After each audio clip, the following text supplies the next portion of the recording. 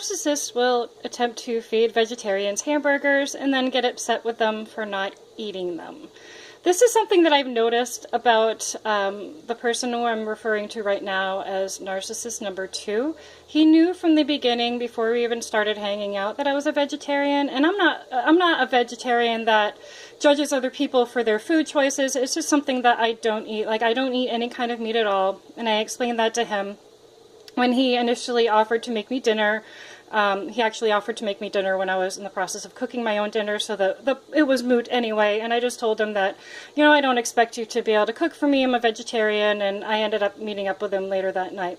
But anyway, he would do things like he would come back from McDonald's and offer me a cheeseburger on times when he knew that I hadn't eaten or that I needed to get to the grocery store, or things like that. He would oftentimes say, you know, why are you going shopping when I have, you know, like he ordered food from this food service company, so we had all kinds of frozen dinners that were all stuff that I couldn't eat.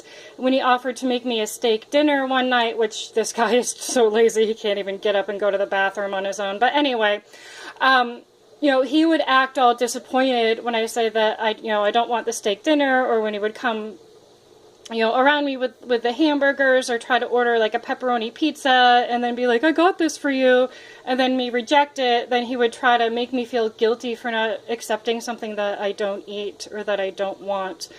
And this is one example, but this is something that's very common in these types of people. They will do this a lot, and it drives the other person kind of crazy. His excuse was, oh, well, I forgot, you know, I wasn't thinking, I'm sorry. Or, like, he would just be like, what, you're a vegetarian? I didn't know that.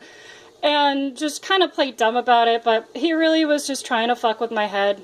So just be careful if you find yourself constantly having to repeat yourself, especially if somebody is trying to push something onto you that you've already said no to. You're probably with a toxic person.